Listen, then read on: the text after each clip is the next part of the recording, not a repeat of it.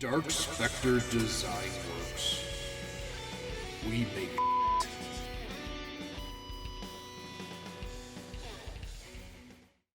Howdy folks.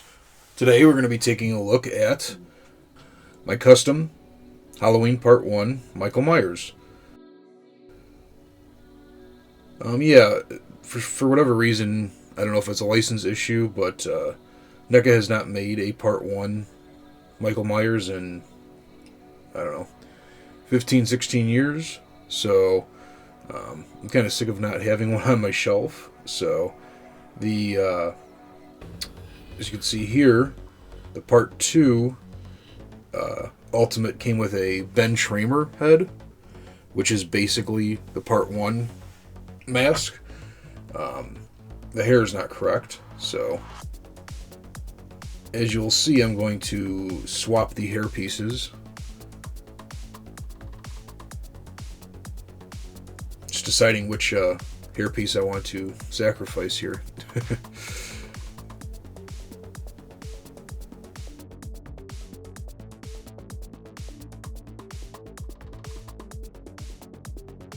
And yeah, the mask in Part 1, oh, that just came right off, look at that.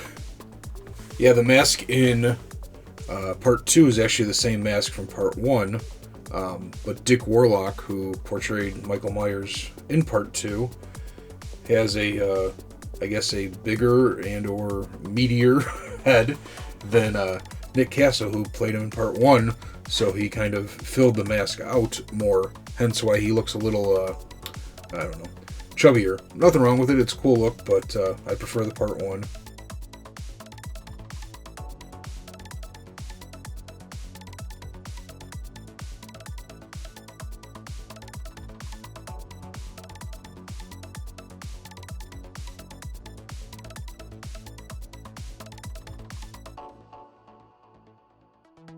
So here I'm just cleaning up some of the old glue, sanding it.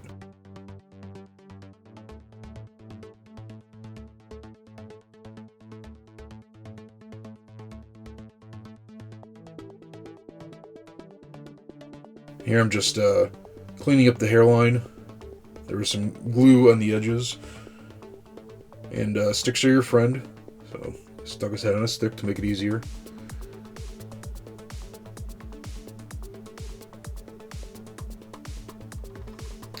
This is actually pretty challenging to get the correct look because obviously the mask is just white.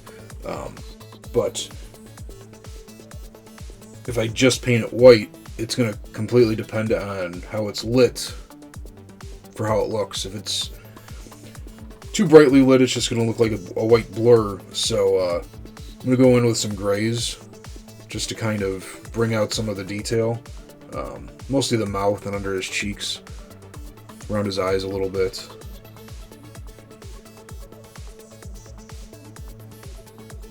That's just a really watery gray wash here. I'm going to be doing this many, many times and then going over it with some white dry brushing.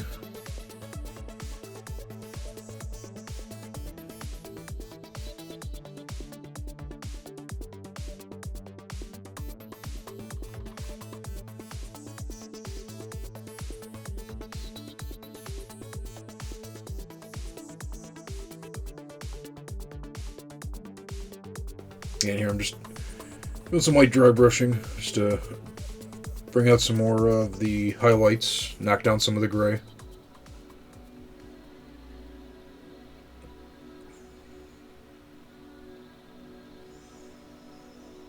So yeah, for October I'm going to try and do like horror or scarier related stuff for obvious reasons. So look forward to that for the rest of the month. Maybe a non-horror one thrown in there too, but... And yeah, here I'm just detailing up the mouth.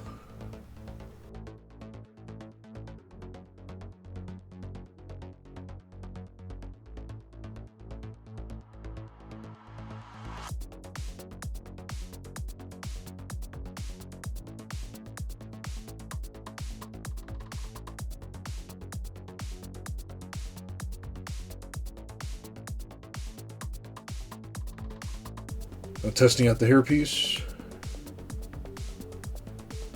warming it up so that it fits better, using some cheap super glue to put it on. And sorry, this is out of frame. And here is where my glove got stuck to the hair. So I decided to say fuck them.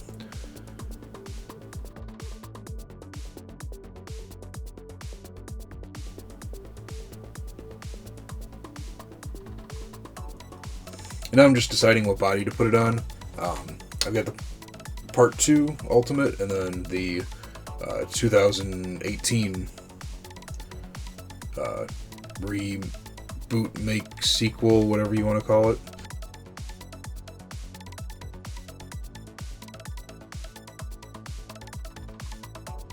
So yeah, looks pretty good. Wouldn't think it would be very difficult, but it was kind of tough to get the colors correct. And here I'm just touching up the hair. Now, ideally, but you know, I'm not the brightest bulb in the box. I should have painted the hair first because it would have been a lot easier not to get brown paint on the white mask, which I did many times, so.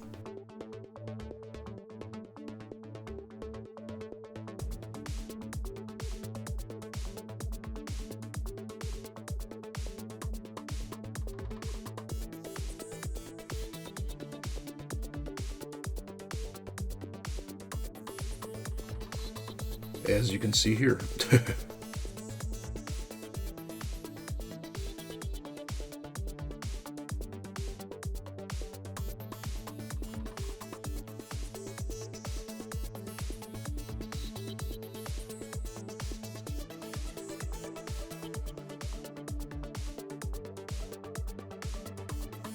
Yeah, just going over it with some burnt sienna, mixed with a little bit of black. Then I'll be dry brushing some light tan.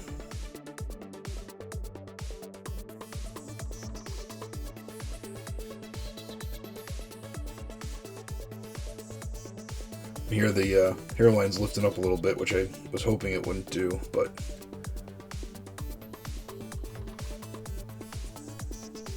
it might ruin your brush, but if you hit any glue spots with paint, while it's still wet, obviously the paint is going to dry with the color of whatever paint you used, so that can help out sometimes.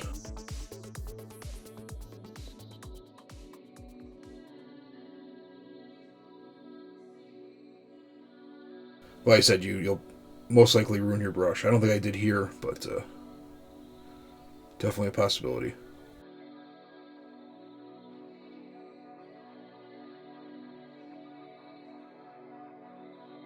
You'll see in, when I get to the beauty shots, but he has eyes in the mask. You can see the character's eyes. In the first movie, you never see his eyes. In the second one, you do. But the eyes are recessed back there, and they actually look pretty good. I decided not to paint over them because if I did, then I'm kind of SOL. And if you position it correctly, you're not gonna see the eyes anyways. So then yeah, just touching up the hairline a little bit.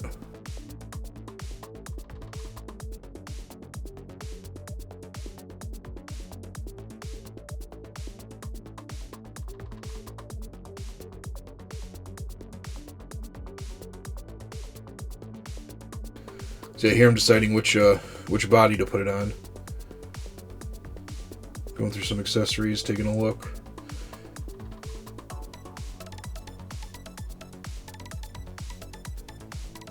Ultimately decided on the 2018 body. The jumpsuit's not exact to what it was. It should be a little bit more of a greenish kind of color. But I didn't want to not have the Part 2 Michael Myers on the shelf. And I mean, I have nothing against the 2018 movie, but for me, it's always classic, so I'd rather lose that and have Part 1 and Part 2 Mikey Myers up there. Plus, there's a new Halloween Kills NECA figure coming out. So if I decide to, I can just get that. It looks a little cooler. He's got some burn effects and a couple cool weapons. So, and here you'll see me putting a dab of super glue on the top of his head because his head was sitting a little too high. So I drilled out the neck peg and did what I didn't want to do, which is drill right through the top of his head. But fortunately, the hair is like a rubbery plastic, so you couldn't even really see it. But I decided just to patch it up.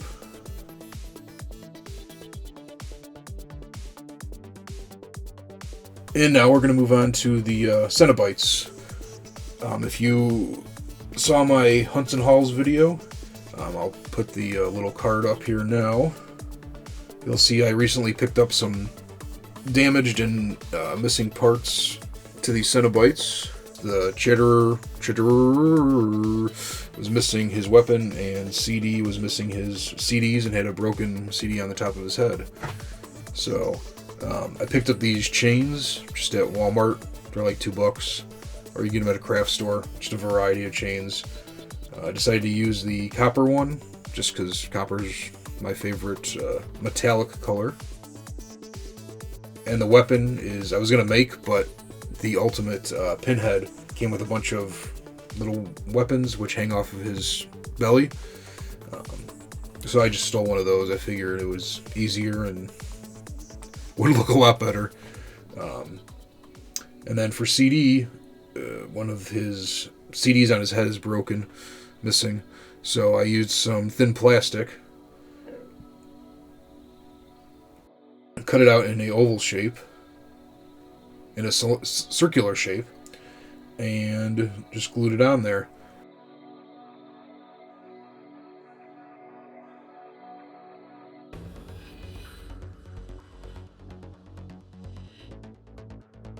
And here you see me looking for the piece that I just cut and was perfectly sized that I could not find, so had to do it again.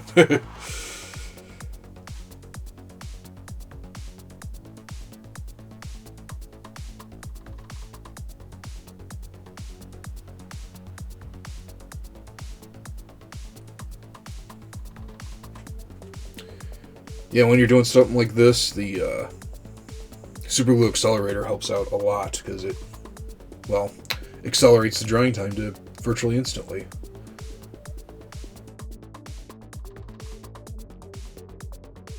And just cleaning it up with a Dremel and some sandpaper. It's not perfect, it's far from it, but from a distance it looks better than a busted CD.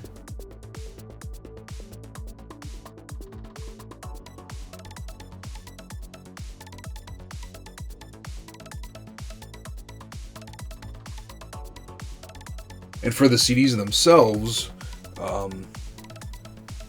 my plan was just to use washers.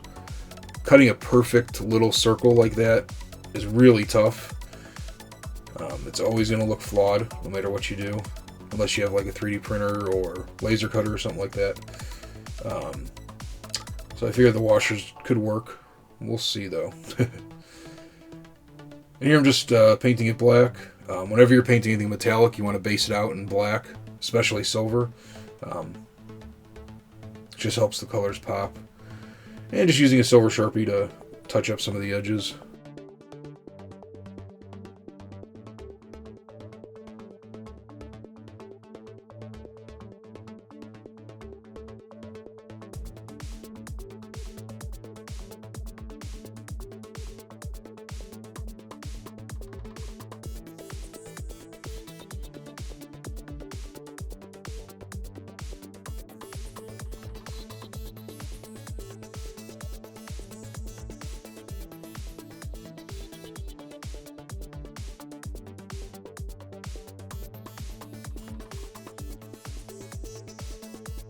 Just playing around with the washers that I had, but none of them were the really correct size. So ran to Ace, grabbed these. I'm really disappointed with how these turned out. I tried to give it that weird, purpley, greenish, metallic-y look that a CD has. If you even know what a CD looks like. If you're younger, you probably don't even know what a CD is. wasn't really working out. I tried it a few times and just kind of decided to say fuck it and roll with the punches. So I spent a ton of time trying to make it look cool. Yeah, like I said, it's not perfect, but on the shelf you'll see him holding something circular and your mind will hopefully make it look like a CD. But if anybody knows where I can get, if any figures or anything like that came with a little CD, let me know.